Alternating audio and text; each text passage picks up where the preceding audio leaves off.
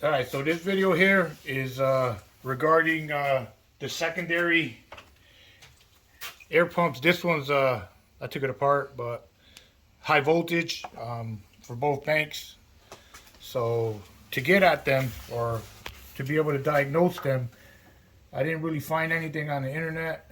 So this is a quick, so if you have the same problem, I think it's the whatever code, I'll put a description of the code.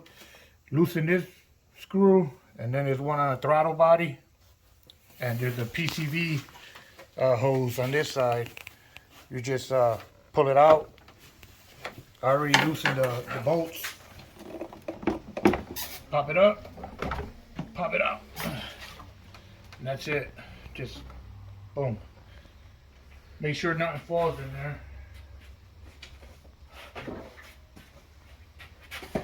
And then the cover, you gotta remove the oil cap.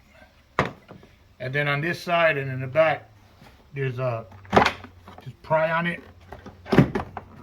Pops up. And those are your pumps back here. These two pumps back here are the ones that give you the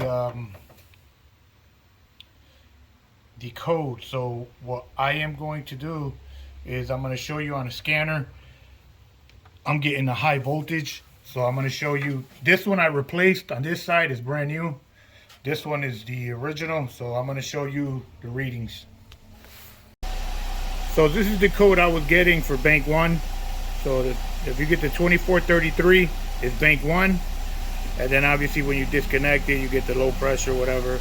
And then when I transferred it to the other side, which was bank 2, you get the 2438, the same thing, high voltage. So 2438 is the passenger side, and 2433 is the driver side for the high voltage. And now I'm going to delete them and see if anything comes up. Alright, so this is the readings on the voltage. I'm getting the error code for voltage. I forget the code, but I'll show you later or in the beginning. This is the voltage on the air injection, which is this one. It's on the high side, and this is the secondary one. You can see it's 2.8 volts, which is that one. This one I know is bad, and I'm going to show you how you unplug the secondary one.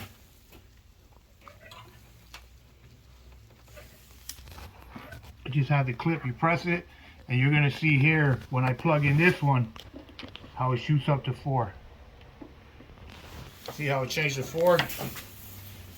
It was 2.5. Now it's at 4. What is that, 4.8? Mm-hmm. So that's on the very high side. That will trigger.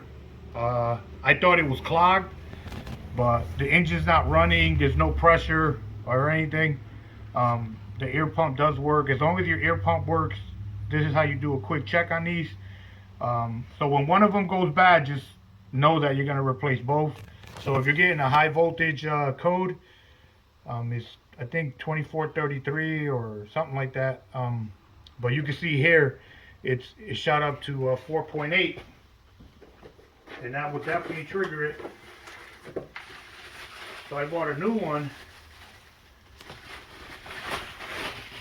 This is the new one.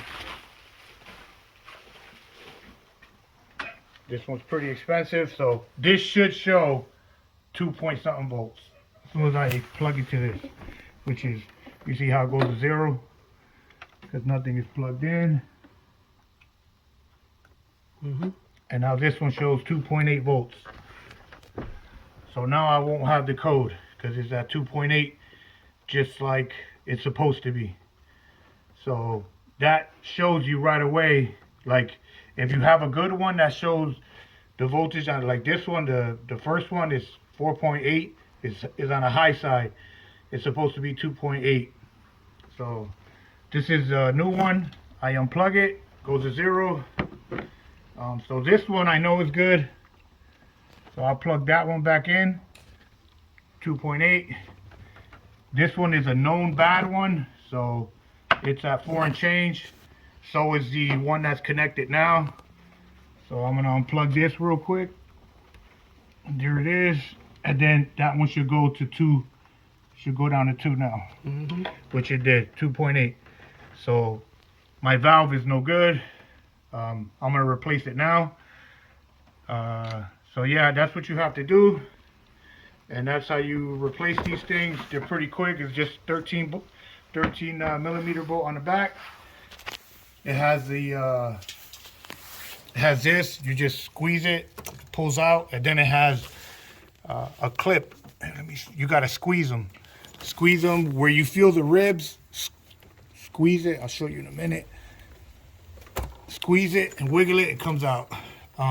So basically, where you feel these little ribs at, you gotta squeeze that like that, and just wiggle it out. Pops out, and then just take out the 13 millimeters, and you're off.